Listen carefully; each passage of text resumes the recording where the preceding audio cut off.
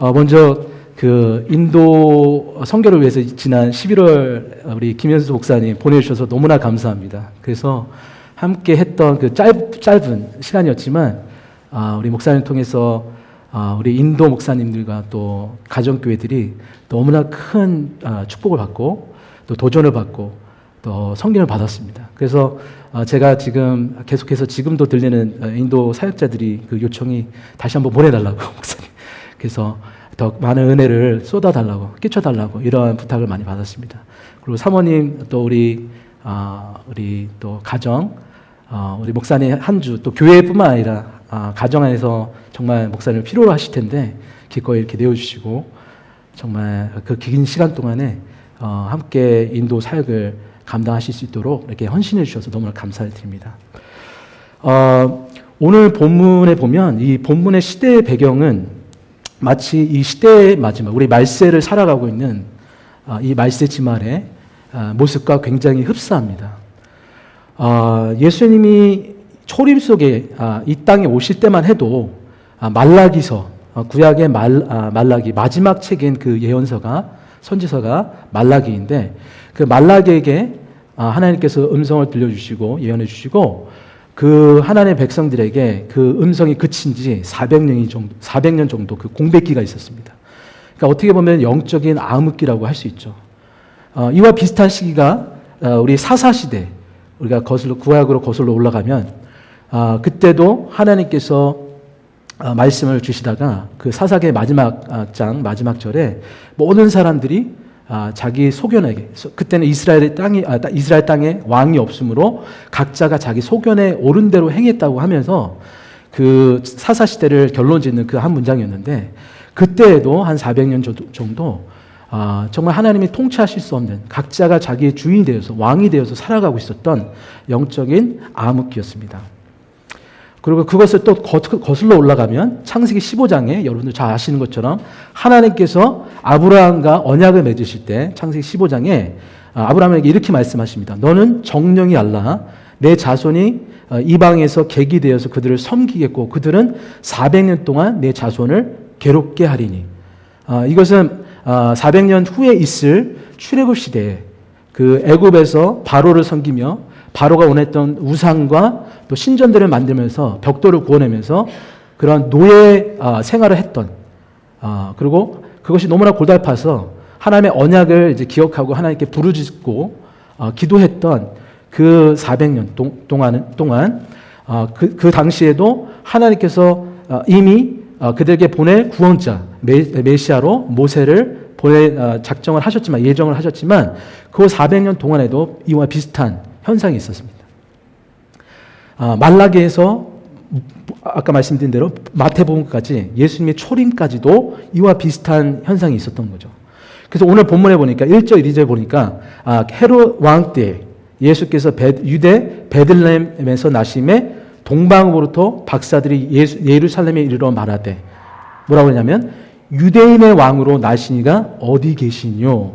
우리가 동방에서 그의 별을 보고 그에게 경배하러 왔노라 하면서 이렇게 시작이 되는데 3절에 보니까 그 유대 땅에 예루살렘에 유대인의 왕으로 오신 메시아가 나셨다고 하는 그 기쁜 소식을 받았던 사람들 여기 보니까 헤롯 왕과 또 온 예루살렘에 있는 사람들이 어떤 반응을 보였냐면 소동을 한지라 이렇게 되어 있습니다.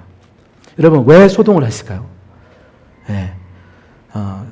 그 답은 너무나 명확합니다. 뭐냐면 자기가 스스로 왕된 삶을 살아가고 있는데 누군가가 와서 너는 진짜 왕이 아니고 지금 너희들의 삶에 진짜 왕이신 누군가가 태어났다.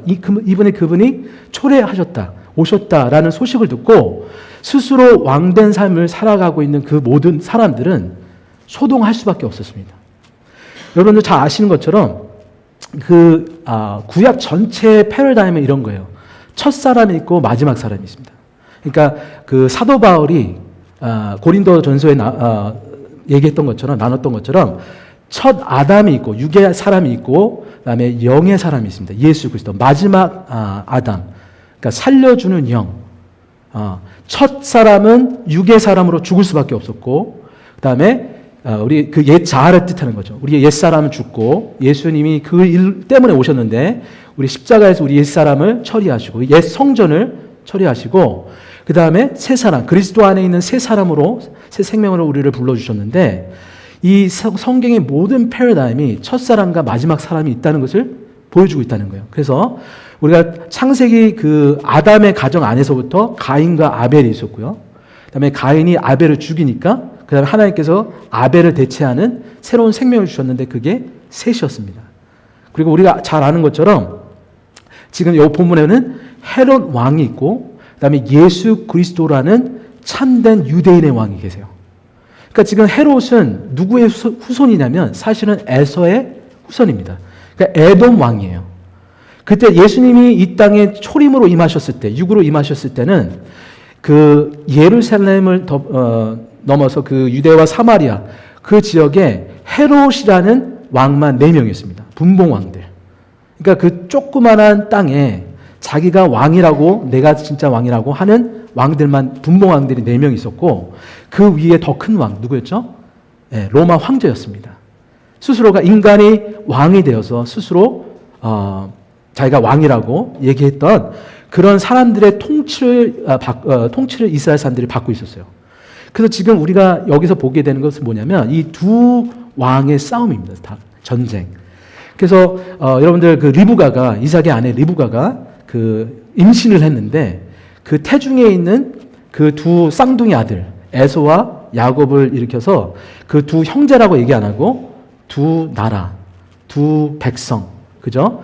그 두 백성들이 스스로 왕된 삶을 살고자 하는 그런 두 생명이 싸우고 있는, 복중에서 싸우고 있는 그 일을 우리에게 말씀하시면서 이것이 이 세상 나라에 지금 일어나고 있는 영적인 현상이라고 주님께서 말씀하고 계신 거예요.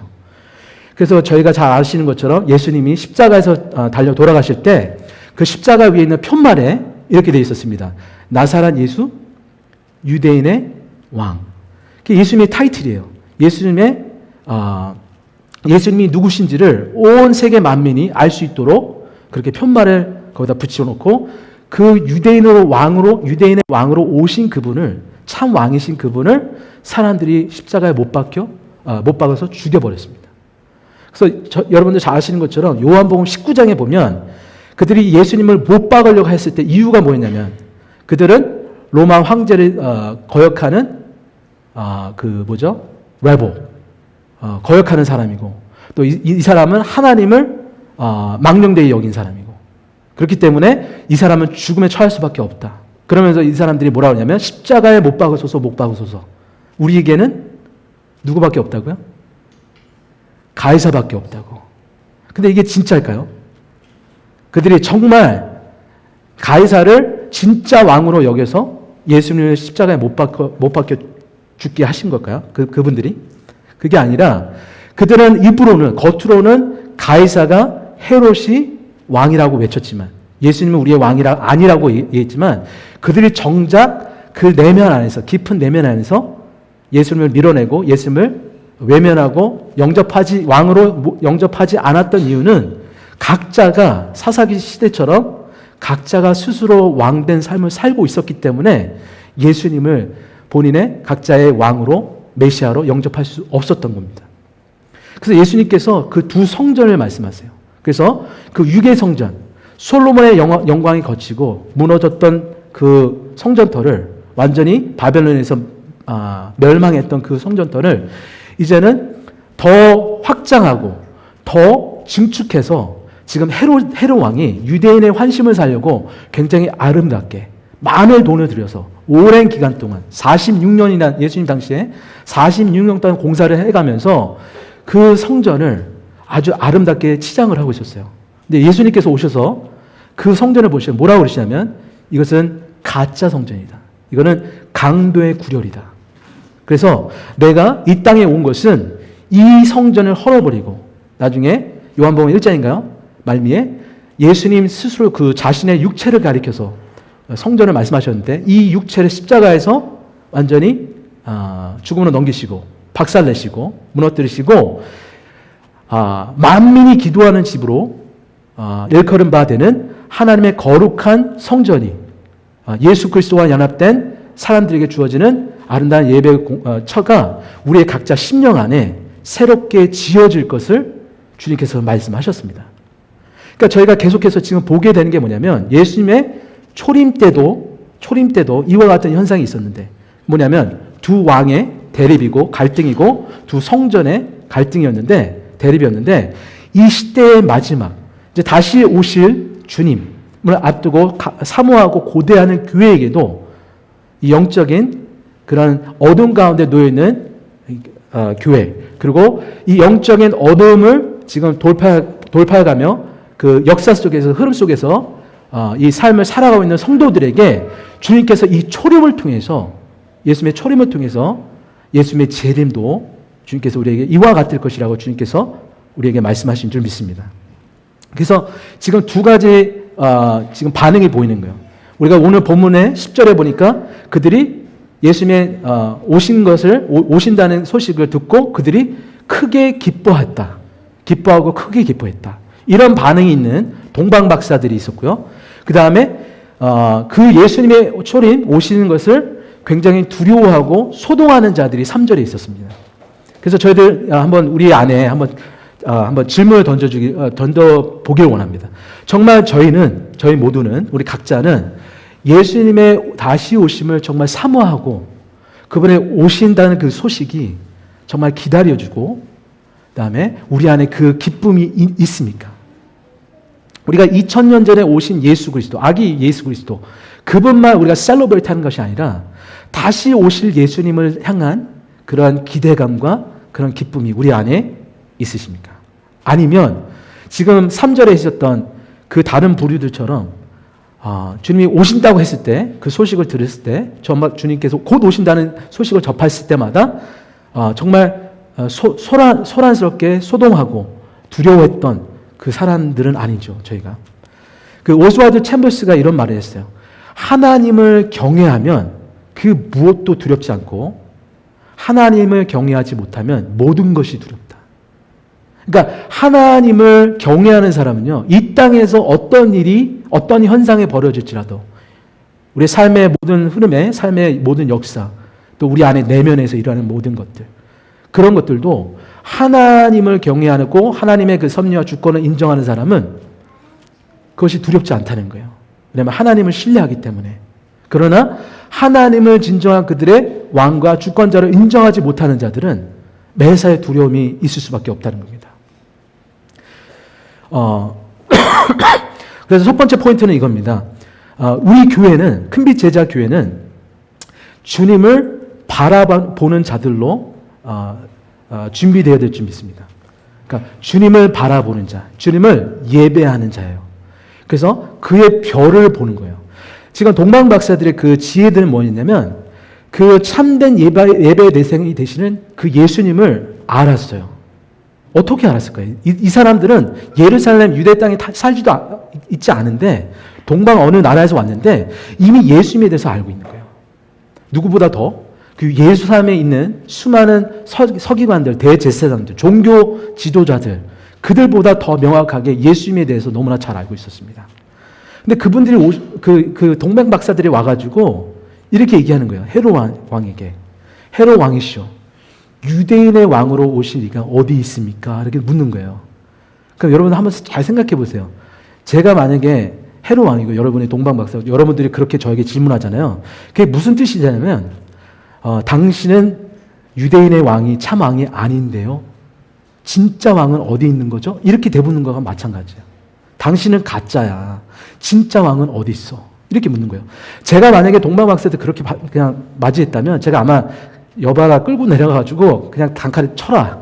어떻게 내가 왕인데, 지금 유대 땅을 다스리고 있고, 비록 족속은 에돔 족속이지만 내가 유대인들을 이미 통치하고 있는 왕인데 누가 어디서 또 유대인의 왕이라고 놨다고 또 지금 반역을 꾀하냐 하면서 아마 쳤을 거예요. 지금 어떤 현상이 일어나냐면 지금 동방 박사들은 예수님이 누구신지 알았고 그분을 경배하러 왔다는 거예요. 여러분 동방 박사들이 어떻게 이 지혜가 있었을까요? 맞습니다. 하나님의 은혜로 예수 그리스도가 누구신지를, 그분이 그리스도 되심, 메시아 되심을 그 동방 박사들이 알았던 거예요. 그래서 지혜와 계시의 영이 그분들에게 임하니까 에베소 1장의 말씀처럼 우리 주 예수 그리스도의 하나님 영광의 아버지께서 지혜와 계시의 정신을 너에게 주사 하나님을 알게 하시고, 우리에게 허락하신 이 진리의 말씀이 왜 우리에게 주어졌냐면, 이것을 통해서 성령의 영감으로 기록된 이 진리의 말씀을 통해서 우리 각자가 하나님이 누구신지, 하나님의 마음이 무엇인지, 또 예수 그리스도 육신으로, 말씀이 육신이 되어 이 땅에 오신 예수님을 통해서 우리 각자가 하나님의 인격과 하나님이 어떠한 계획을 가지시고 언약을 통해서 우리를 구원해내시는지, 또 예수 그리스도가 이 땅에 왜 오셨는지, 언제 오시는지, 또 왜 오시는지, 이런 모든 것들을 우리가 말씀을 통해서, 지혜의 계시의 영을 통해서 우리가 알 수 있다는 거예요. 그래서 베드로전서 1장에 보니까 이런 말씀이 있습니다. 10절에 보니까 이 구원에 대하여 너에게 임할 은혜를 예언하던 선지자들이, 그분들이 어떻게 했냐면 연구하고 부지런히 살펴서 자기 속에 계신 그리스도의 영이 그 받으실 고난과 후에 얻으실 영광을 미리 증거하여 어느 시 어느 때를 지시하는지 상고하니라. 그러니까 그 옛날 구약 선지자들도 그들에게 주어진 그 많지 않은 하나님의 그 예언의 말씀, 우리는 전권을 가지고 있잖아요. 66권. 근데 그 전에 그들은 그 말씀을, 기록된 말씀을 부지런히 연구하고 부지런히 살펴서 예수 그리스도에 대한 그 계시를 묵상하고 알아냈다는 거예요. 이게 성령의 조명하심을 통해서, 도우심을 통해서 이게 가능했던 거죠. 그래서 그들이 알았던 사실이 뭐였냐면, 그 민수기에 보면 이렇게 돼 있어요. 민수기 24장 17절에 보니까 내가 그를 보아도 이때의 일이 아니면, 이거 발람의 예언입니다. 참고로 내가 그를 바라봐도 가까운 일이 아니로다. 한 별이 야곱에서 나오며 한 홀이, 이게 왕권을 상징하는 거죠. 이스라엘에게서 일어나서 모압을 이 편에서 저 편까지 쳐서 파하고 또 소동하는, 여기도 보세요. 소동하는 자식들을 다 멸하리로다. 그러니까 이미 발람의 예언 속에서도 예수님의 초림과 또 예수님이 다시 오신 재림에 대해서 말씀을 하고 계신 거예요. 자, 여기서 지금 소개된 그 별, 동방 박사들이 보고 왔던 주목했던 그 별, 지금 민수기에서도 동일하게 그 한 별에 대해서 말씀하고 있고요. 그다음에 요한계시록 22장 마지막 장에 보니까 예수님께서 스스로를 이렇게 선포하십니다. 소개하십니다. 나 예수는 교회들을 위하여 내 사자를 보내어 이것들을 너에게 증거하게 하였노라. 뭘 증거하게 했다고요? 나는 다윗의 뿌리요. 오늘 본문에 다윗의 자손, 그죠? 다윗의 계보를 이으시고 아브라함과 다윗의 계보를 이으신 예수 그리스도, 그 뿌리 되시고 자손이신 예수 그리스도, 그분을 어떻게 그분이 스스로 증거하시냐면 곧 광명한 새벽별이라고 이렇게 말씀하시는 거예요. 그러니까 성경에 나오는 그 빛, 우리가 큰 빛 제자잖아요. 큰 빛 제자 교회. 그 큰 빛이 되시는, 광명한 새벽별이 되시는 예수 그리스도, 그분에 대해서 성경이 말씀하고 있다는 것을 우리가 알고 있습니다. 근데 우리가 조심해야 될 건 뭐냐면, 이사야서 14장에 보니까 너 아침의 아들 계명성이요. 이게 누구에 대해서 얘기하는 거죠? 사단이죠. 루시퍼. 여러분, 루시퍼라는 그 이름의 뜻이 뭐냐면 빛을 가진 자예요. 빛을 가진 자. 그러니까 그런 가짜 빛이죠. 이 세상의 빛. 그죠? 그도 또한 아침 계명성이라 불릴 정도로 예수님과 같은 그런 스스로가 자기가 빛을 발할 수 있는 그런 존재라고 얘기하고 있어요. 그리고 저희가 잘 아시는 것처럼 요한계시록 1장과 2장에 보니까 그 두아디라 교회에 내가 또 이기는 그에게는 내가 또 그에게 새벽별을 주리라 이렇게 말씀하시면서 끊임없이 이 시대의 마지막을 살아가고 있는 교회에게 예수 그리스도 자신이 이 어두운 이 영적인 이 세상을 여전히 비추시고 계시는 광명한 빛, 큰 빛, 참 진리의 빛이라고 우리에게 선포하고 있다는 거예요. 그래서 우리 교회로 하여금 이 동방 박사들의 지혜가 있었던 것처럼 그들이 가지고 그 예수 그리스도의 별을 계속해서 묵상하고 예수 그리스도에 대해서 주목했던 것처럼 이 시대를 살아가는 마지막 시대를 살아가고 있는 교회에게도 동일하게 우리가 예수 그리스도만 우리가 주목하고 그분을 예배하는 그런 삶을 살아가기를 원하신다고 믿습니다. 여러분 누구를 사랑하면요, 그분이 여러분 눈을 여러분의 그 뭐라 그러죠? 눈을 사로잡을 수밖에 없어요. 예전에 뭐 준영이, 준우, 해나 여기 있지만 예전에 그 뉴저지의 저희 홈처치에서 그 샌딩 처치에서 무슨 그때도 아마 크리스마스 때인 것 같아요. 그때 막 아이들이 발표하고 막 그랬는데 저에게서는 아이들이 3명 다 너무나 사랑스러워요.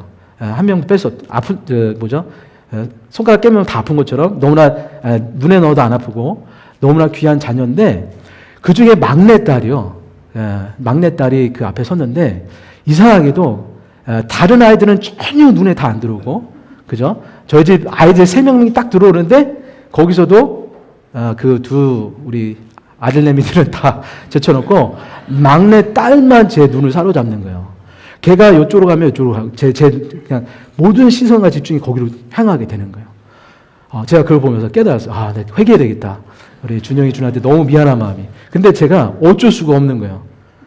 우리 드라마나 이런 거 보면 남녀가 그 연애하는 그 남녀가 딱 길을 걸어가고 있는데 갑자기 옆에 아리따운 여인이 딱 있는 거예요. 그러면 그 남자친구가 가다가 그 여자친구에도 막 집중하고 있다가 갑자기 그 딱 지나갈 때 어때요? 곁눈질을 하거나 고개 돌리면 큰일 나는 겁니다. 그죠?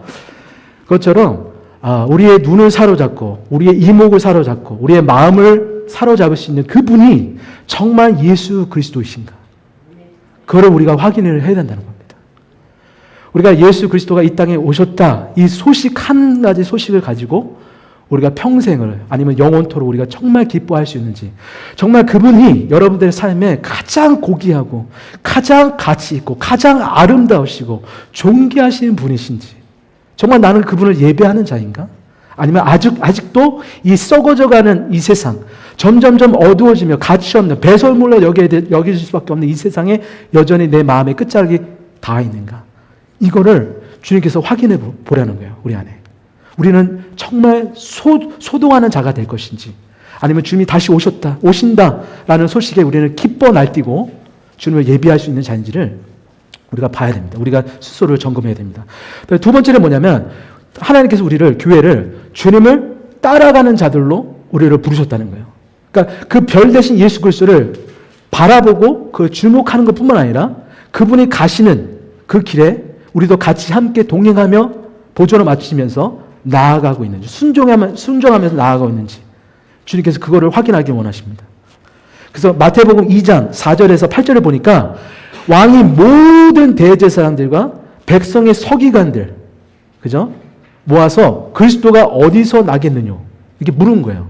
그러니까 헤롯은 이 지혜가 없습니다. 성경을 잘 안 읽은 것 같아요. 근데 그 대제사장 그리고 백성의 서기관들, 그 법에 대해서 너무나 엑스퍼트였던 그 사람들을 모아서 그 지혜를 구하는 거예요. 그리스도가 어디서 나지? 그랬더니 하나같이 다 알고 있어요. 가로되 유다 베들레헴이오니 이는 선지자로 이렇게 기록됐습니다. 그러면서 그게 어디서 나오는지를 구약성에서 찾아내는 거예요. 그러면서 그 찾아낸 그 구절을 읽어주는데 이렇게 돼 있어요. 또 유대 땅 베들레헴아, 너는 유대 고을 중에 가장 작지 아니하도다. 내게서 한 다스리는 자가 나와서 내 백성 이스라엘의 목자가 되리라 하였습니다. 하나님의 언약의 말씀이 기록되어 있는 것을 찾아줬어요. 그랬더니 뭐라고 하냐면 7절에 보니까 이 헤롯이 가만히 누굴 부르냐면 박사들을 부르는 거예요. 그죠? 그들 불러가지고 별이 나타난 때를 자세히 묻고 베들레헴 땅에 보내면서 보내면서 이르되 가서 아기에 대하여 자세히 알아보고 찾거든 뭐 하라고요? 내게 다시 돌아와서 내게 좀 말해줄래? 진짜 만났어? 너희들 정말 만났으면 나도 그때 가서 나도 그 예수를, 아기 예수를 내가 경배하기 원해 라고 이렇게 얘기를 했어요. 여러분, 정말 이게 맞을까요? 이게 헤롯의 본심일까요? 아니요. 헤롯은요, 그 아기 예수를요, 자기 원수보다 더 미워할 수밖에 없는 인간이에요. 왜냐하면 예수 그리스도가 유대인의 왕으로 오셨다는 그 소식 그 자체가 그의 왕권을 상실할 수밖에 없는, 명분이 서지 않는 그런 일이기 때문에 예수 그리스도를 전혀 영접할 수 없는 사람 중에 한 사람입니다. 그러니까 그냥 물어보는 거예요. 지식을 구하는 겁니다. 여러분, 성경 지식은요, 이와 마찬가지입니다. 우리가 성경을 아무리 많이 읽고 성경을 많이 묵상하고 이것을 많은 지혜를 우리가 알아도, 우리가 기도를 많이 해서 하나님과 친밀한 가운데 들어가도 만약에 그 지식과 우리의 기도가 우리를 인격적으로, 우리를 존재적으로 예수 그리스도께, 만왕의 왕이 되시는 그분께 우리의 삶을 드리고 순종하고 또 그분을 따르는 그런 삶으로 나아가게 하지 못한다면 그것은 아무 소용이 없습니다. 지금 이 동방 박사들은 엄청난 대가 지불을 치르고 예수님을 지금 따라온 거예요. 순종해 온 거예요. 지금 헤롯은요, 가만히 앉아서 사람들에게 물어보고 정답을 알았음에도 불구하고 예수님을 영접하지 않았습니다. 종교 지도자들 다 마찬가지였어요. 대제사장들, 예배를 맡고 있는, 주관하고 있는 대제사장, 서기관들, 신학 박사들, 그다음에 바리새인들, 율법주의들 가지는 사람들, 그다음에 사두개인들, 이 현세, 내세에만 집중하고 여기서 복을 추구하고 내세, 그 부활의 생명을 믿지 않는 그 모든 사람들은 이 참 지혜가 임하지 않았습니다. 여러분, 어떤 한 싱글인 남자가 이제 결혼을 하고 싶어서 이제 소개를 이제 받는 거예요. 저 어디 좋은 색시가 없습니까? 어떤 좋은 여자가 없어요? 묻고 있는데 이 사람에게 어떤 사람이 카톡으로 이제 사진을 한 장 딱 보내준 거예요.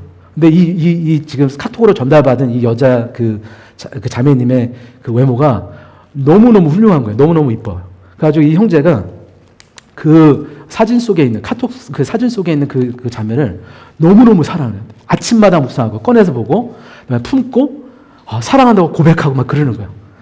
그래가지고 그 하도 이상해서 그 이제 소개를 해준 사람이, 해준 분이 그 형제님에게 묻는 거예요.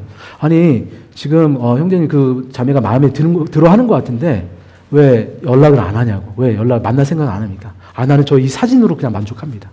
너무 이 사진 너무 이뻐요. 이 사진 속의 이 여인을 사랑합니다. 이러고 있으면 미친 사람이죠. 미친 사람. 예, 미친 사람입니다. 여러분, 우리가 그럴 수가 있습니다. 우리가 예수 그리스도도 이 성경 속의 한 인물로, 한 지식으로, 예수는 사랑이지, 예수는 겸손이지, 이런 추상적으로, 관념적으로 예수님을 대할 때가 있어요. 근데 성경은 뭐라고 하냐면, 이 성경도 사실은 예수 그리스도, 본체 되시는, 실제 되시는 예수님에 대해서 가리키고 있는 표지판에 불과한 것인데, 성경을 너무나 사랑한 나머지, 예수님께서 그랬죠. 그 바리새인들에게, 아니, 성경을 읽으면 내가 보일 텐데, 그리고 나를 만나면 영생을 얻는 걸 너희들 알 텐데, 왜 나에게 나오는 것을 그렇게 주저하고 원치를 않아?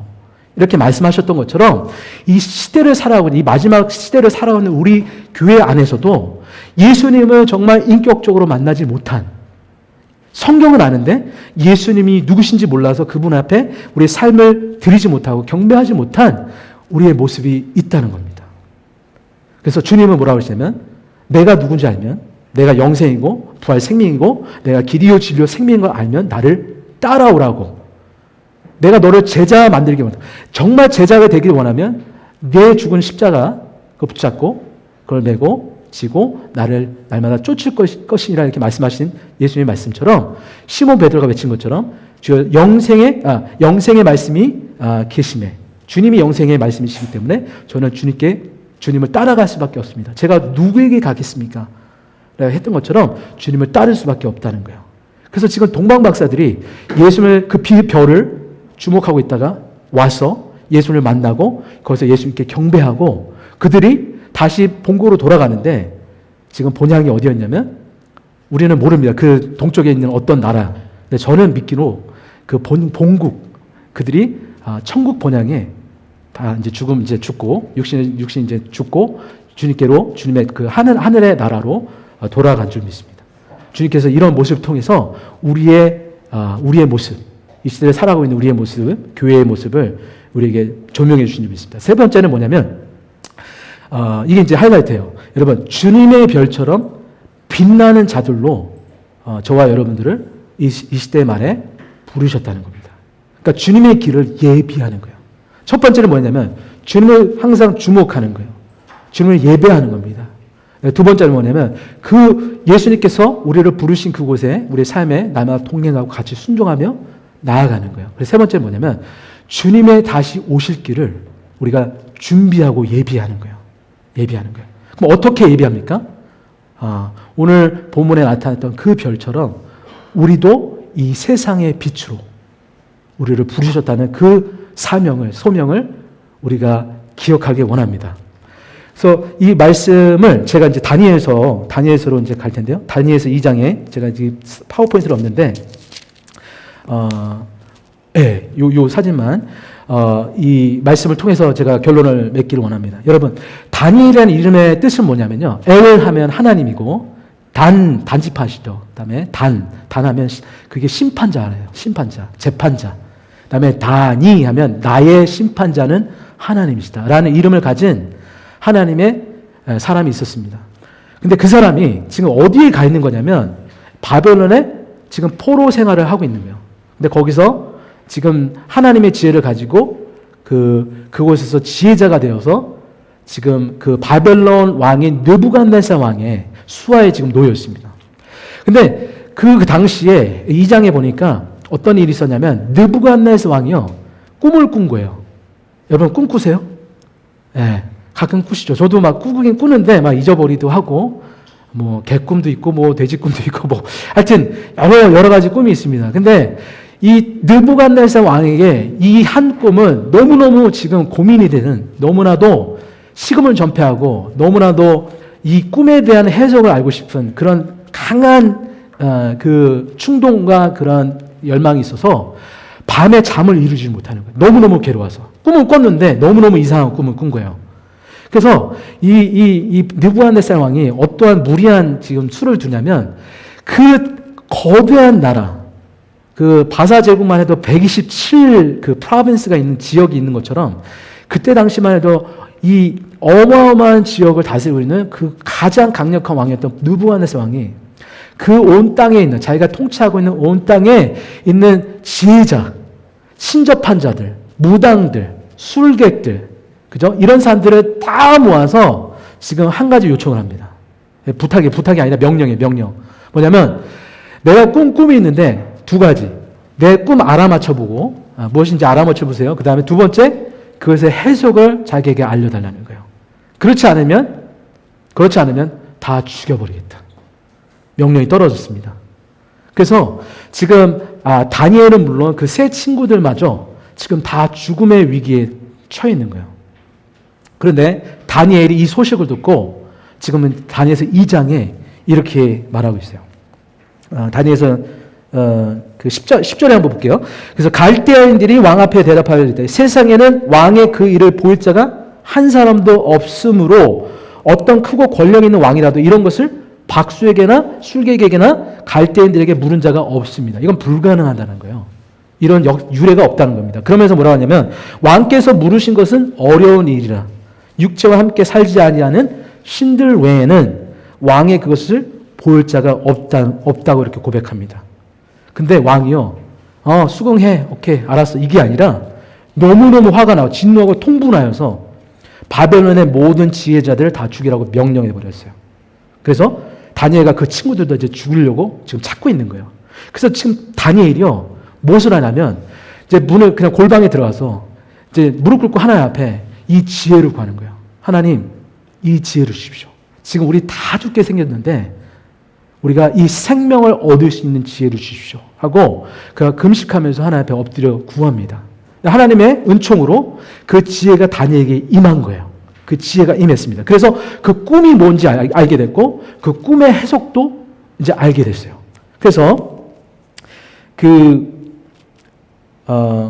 19절에 보니까 이 은밀한 것이 밤의 환상으로 다니엘에게 나타나 보임에 다니엘이 하늘에 계신 하나님을 찬송하니라.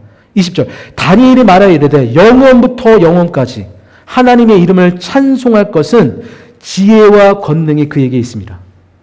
네, 지혜가 누구 거라고요? 하나님 거라고. 하나님이 알게 하셨습니다. 라고 찬송을 하는 거예요. 그러면서 뭐라고 그래요? 고백을 하냐면 그는 때와 계절을 바꾸시며 왕들을 패하시고, 그죠? 왕들을 패하시는 분이세요. 이 세상에 있는 최고의 권력자도 하나님께서 그를 세우시고 패하실 수 있는 주권자라고 말씀하고 계세요. 그리고 왕들을 세우시며 지혜자들에게 지혜를 주시고 총명한 자들에게 지식을 주시는도다. 그는 깊고 은밀한 일을 나타내시고 어두운 데 있는 것을 아시며 또 빛이 그와 함께 있도다. 빛이 그와 함께 있도다. 그러면서 23절에 그 나의 조상들의 하나님이여 주께서 이제 내게 지혜와 능력을 주시고 우리가 주께 구한 것을 내게 알게 하셨사오니 내가 주께 감사하고 주를 찬양하니라. 곧 주께서 왕의 그 일을 내게 보내셨습니다. 하면서 이거를 알려준다고 이렇게 말하면서 그 해석을 뭐라고 그러냐면 지금 보이는 신상처럼 그 왕의 큰 신상을 보셨나이다. 그 신상이 왕의 앞에 섰는데 크고 광채가 매우 찬란하며 그 모양이 심히 두려우니 하면서 지금 쭉쭉쭉 얘기해서 금과 은과 동과 그죠? 철과 나중에 진흙 섞인 이 우상을 지금 묘사하면서 지금 뭐라고 하냐면 34절에 보니까 또 왕이 보신 즉 손대지 아니한 돌. 그러니까 사람이 건축을 할 때 돌을 뜨잖아요. 그걸 잘라내는데 이것이 사람의 뜨인 돌이 아니라 사람이 잘라낸 돌이 아니라 인위적인 돌이 아니라 산에서 사람의 손이 닿지 않은 그 돌이 나와서 그 신상의 새와 진흙, 그 가장 연약한 그 밑둥이 거기를 새와 진흙에 발을 쳐서 부서뜨리는 거예요. 부서뜨림에 그때의 새와 진흙과 녹과 은과 금이 다 부서져 여름 타작마당에 겨같이 되어 바람에 불려간 것이 없었고 우상을 친 그 돌은 태산을 이루어 온 세계에 가득하였느니라. 이게 뭐냐면 그 지금 사람의 인위적인 손이 닿지 않은 그 뜨인 돌 예수 그리스도를 예표하고 있는 거예요. 예수 그리스도께서 이 땅에 이 세상 나라의 왕대가 주권자들 심판하시고 왕되어 사는 삶, 헤롯과 또 우리의 삶, 헤롯처럼 스스로 왕된 삶을 하나님을 인정하지 않고 그의 보내신 자, 우리의 왕으로 맞이해야 될 그리스도를 영접하지 아니하는 모든 자들을 지금 심판하시고 세상 나라를 심판하시고 그 조그만 돌이 이제는 태산을 이루어서 그죠? 산돌이신 예수 그리스도에게 연합된 모든 그리스도의 그 교회를 통해서 지금 하나님의 나라가 어떻게 큰 왕국으로, 큰 킹덤으로 지금 지어져 가고 있는 것인지 지금 보여주고 있는 거예요. 근데 바벨론 느부갓네살 왕에게는 이 꿈이 너무나도 두렵고 고민이 되는 꿈이었어요. 이게 이해가 안 되는 겁니다. 해석이 안 되는 거예요. 그래서 그것을 지금 한 지휘자에게 그 도움을 얻었고 그가 정확하고 명확한 그 꿈의 실체, 그 꿈의 그 내용뿐만 아니라 그것에 대한 해석도 지금 알게 되어서 지금 느부갓네살 왕이 너무너무 지금 감격하고 있는 거예요. 그러면서 44절에 이 여러 왕들의 시대에 하늘의 하나님이 한 나라를 세우시니 그것은 영원히 망하지도 아니할 것이요 그 국권이 다른 백성에게 돌아가지도 아니할 것이요 도리어 이 모든 나라를 쳐서 멸망시키고 영원히 설 것이다.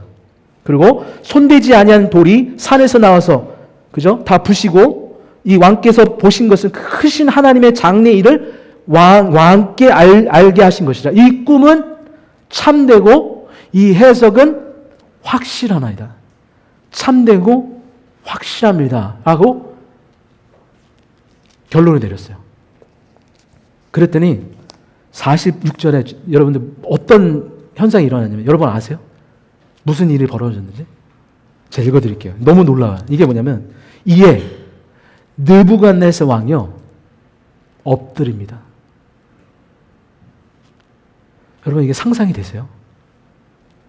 엎드릴 뿐만 아니라 다니엘에게 절해요. 절.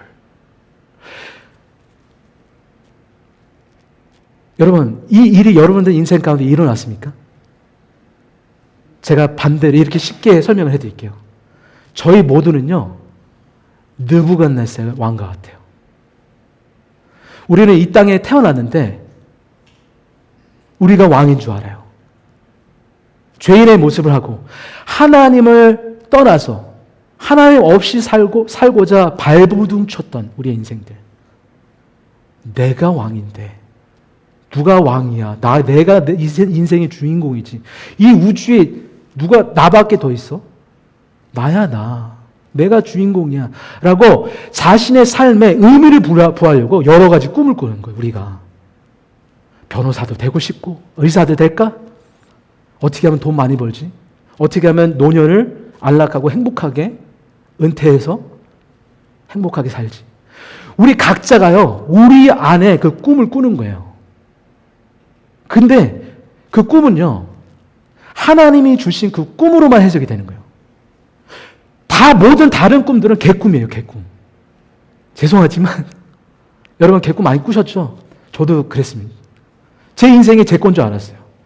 근데 이해가 안 되는 거예요. 나 왜 태어났지?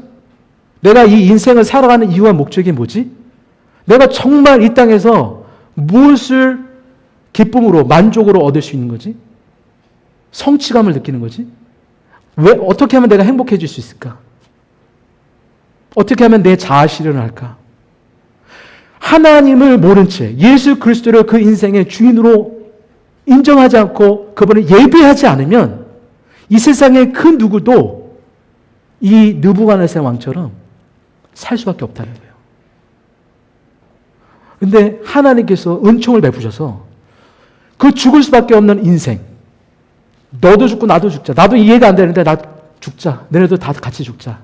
그리고 우리 인생 가운데 우리가 너무 고약한 게 뭐냐면요. 우리가 느부갓네살을 똑 닮은 게 뭐냐면 나 숭배해야지. 우리의 꿈은 이거예요. 나 이런 사람이야. 이거 신상 안 보여? 이게 나야. 멋있지?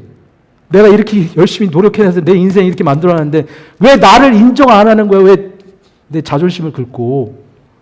나라니까? 내 앞에 엎드려 경배해. 경배해. 아니면 죽여버릴 거야. 이게 우리의 인생이었어요. 정말 지독한 이 죄인의 자리. 하나님도, 종교도, 심지어 신앙생활도 우리 스스로가 하나님처럼 되고자 하는 하나님의 영광을 가르치고 사람들에게 인정받고 사람들에게 좋은 목사님, 좋은 선교, 훌륭합니다. 이거 받고 싶어서 하나님도 이용해 먹는 이런 교묘한 죄인의 모습으로 살고 있었다는 거예요. 근데 하나님께서 한 지혜자를 주십니다. 그래서 이 꿈의 실상이 무엇인지, 그리고 하나님이 누구신지를, 우리의 인생을 부수러 오신 예수 그리스도, 그 십자가에서 이 강도의 구려가 같이 종교 생활을 통해서, 종교 행위를 통해서 하나님의 그 복을 갈취해내려는 그런 강도 같은 우리의 인생을 십자가에서 도말해 보시고 완전히 무너뜨리시고 우리가 예수 그리스도께 연합되어 그분을 우리의 주와 그리스도로 영접해서 그분을 경배하고 그분을 왕으로 삼는 그 하나님 나라의 권속으로서 우리가 들어갈 수 있도록 그 길을, 산 길을 우리에게 열어주셨다는 거예요. 그러면서 지금 느부갓네살 왕이 어떻게 하냐면 그 다니엘에게 엎드려 절하고요. 엎드려서 절하고 그에 명하여 예품과 향품을 그에게 주는 거예요. 여러분 오늘 그 동방 박사들이 예수님 만났을 때 어떤 반응이 있었어요? 크게 기뻐하고 그분에게 엎드려 절하면서 지금 느부갓네살 왕이 다윗에게 했던 그 동일한 일을 지금 되풀이하면서 그 황금과 유황과 모략을 예수 그리스도께 드렸던 것처럼, 예물을 드렸던 것처럼 지금 느부갓네살 왕은요, 지금 다니엘에게 그 지혜가, 참 지혜가 있고 참 생명 살리는 그 복음의 소식을 가진 그에게 지금 그리스도로 인정하며 그가 믿는 하늘의 하나님, 그를 참 신 중의 신, 그분을 인정하면서 예배를 하는 거예요. 그래서 우리가 아는 것처럼 동방박사가 드렸던 그 새 황금, 하나님의 왕 되심을 인정하면서 드리는 그 예물. 그 다음에, 뭐였죠? 유향.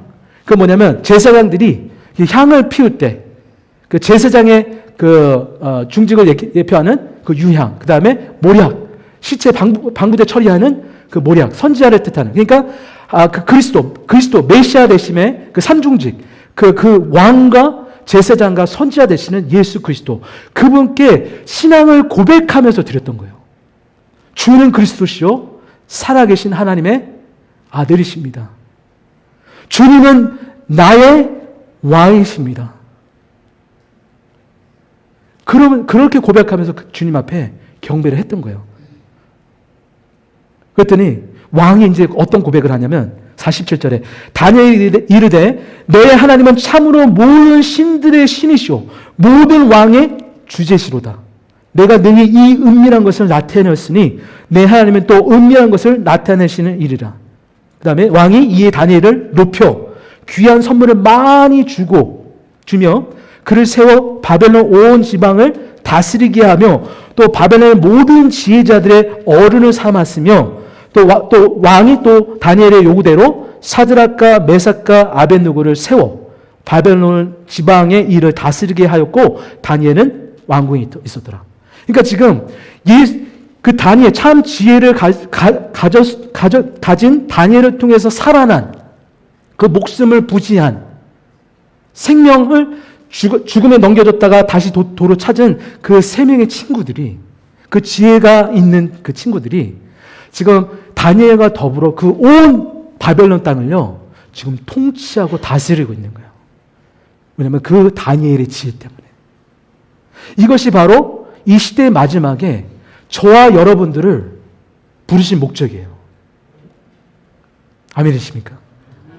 마지막 장으로 가겠습니다. 12장에 보니까 여기 아마 파워포인트 있을 거예요. 12장 1절 보니까 그때 내 민족을 호위하는 큰 군주 미가엘이 일어날 것이요. 또 환란이 있으리니 이는 개국 이래로 그때까지 없던 환란일 것이며 그때 내 백성 중 책에 기록된 모든 자가 구원을 받을 것이라. 이게 세상의 마지막 때의 모습인 거예요. 2절을 보니까 땅의 티끌 가운데 자는 자 중에 많은 사람들이 깨어나 영생을 받는 자도 있겠고 우리 고린도전서 15장에 부활절에 나오는 모습이죠.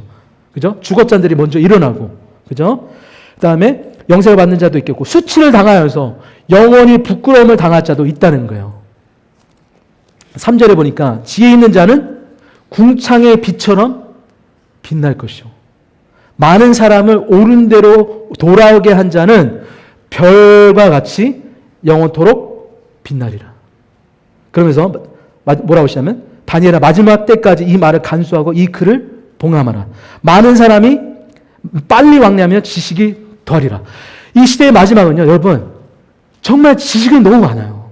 여러분 설교도 이제 AI를 통해서 그죠? 챗GPT, 제미나이 이런 것들을 사용해서 하면 너무나도 쉽고 아주 정확하고 명확하게 만들 수 있는 시대가 됐습니다. 여러분들 유튜브를 틀면 아니면 인터넷 어디에서든 정말 그리스도에 대한 지식, 진리 여러분들이 원하는 만큼 들을 수 있고 공부할 수 있어요. 신학교 안 가셔도 됩니다. 아니 가셔야 되지만 안 가셔도 될 정도로 물어보면 이제는 너무나 정확하게 명확하게 답을 줘요. 요즘엔 목회 신앙 상담도 AI로 한대요. 내 문제가 있을 때 AI한테 물은 거예요. 그 목회 특화된 AI가 기도도 해주고 거기에 적절한 고민을 들어주고 대답을 해주는 성경으로 인도해 주는 거예요. 그런 시대가 됐어요. 너무너무 지금 지식이 왕래하고 너무나 분주한 세상입니다. 그러나 주님께서 뭐라고 그러시냐면 이 시대의 마지막에 주님을 고대하고 있는 교회에게 지금 깨어서 주님을 주목하고 주님이 어디 계신지 그분과 함께 동행하는 그 삶에 우리의 삶을 드리고 그다음에 주님의 다시 오실 길을 예비하는데 이게 뭐냐면 전도와 선교인 줄 믿습니다. 여러분 주님께서 우리는 광명한 새벽별은 아니지만 주님이 우리가 이 세상에 빛으로 우리를 부르셨다고 말씀하고 있습니다. 이 세상 사람들은 영적으로 소경이 돼서 주님이 어디 계신지 몰라요. 주님을 따라올 수도 없어요. 헤롯왕처럼 다 알려줘도요. 주님 거기 계셔? 나 가서 나중에 경배할게. 그러고 안 와요. 근데 주님이 뭐라고 하시냐면 우리가 지금 동방박사의 역할을 받은 거예요. 우리가 가서 무슨 일을 하는 거냐면요. 당신은 당신의 삶의 진정한 주인이 왕이 아닙니다. 여러분은 박살내야 됩니다. 산돌이신 그분이 여러분의 인생을 산상조각내야 십자가에서 예수님이 그렇게 부서지셨던 것처럼 여러분들이 그 죽음으로 넘겨져야만 여러분들이 예수 그리스도를 영접하고 그분을 왕으로 섬기실 수 있습니다. 라는 이 분명한 이 예수 그리스도의 복음을 우리의 삶을 통해서 우리의 말만 아니라 우리의 삶을 통해서 우리 주위에 또 열방에까지 이 메시지가 복음의 메시지가 증거되어야 될 줄로 믿습니다. 그 빛이 발하지 못하면 별이 아니에요. 예수님은 새벽별이래요. 여러분 새벽 아세요? 이제 동이 틀려고 그러는데 가장 그 한밤중에 가장 그래도 밝을 때 그때도 여전히 빛나고 계신 예수 그리스도. 주님이 내가 너와 함께 하고 있다. 너희가 잘나서 별이 되는 게 아니라 내가 너의 안에 있기 때문에 그리고 우리에게 성령을 우리에게 부어주셨기 때문에 너희가 이 세상의 빛으로 있을 수밖에 없다. 우리의 존재를 우리의 이 땅의 삶의 이유와 목적을 여기 다시 한번 말씀하신 점이 있습니다. 그래서 오늘 큰빛 제자교회 가서 너는 제자를 삼아라. 세례를 주라. 가르쳐 지키게 하라. 끝날까지 너희와 함께 하겠다. 말씀하신 주님. 그리고 스스로가 나는 새벽별, 나는 큰 빛이라 말씀하신 주님. 우리 큰빛 제자교회가 이 마지막 때의 사명을 잊지 않고 망각하지 않고 이 교회의 본분을 사명을 주님 오시는 그날까지 신실하게 감당하게 되시는 그런 복된 우리 교회 되시길 축복합니다. 네, 기도하겠습니다.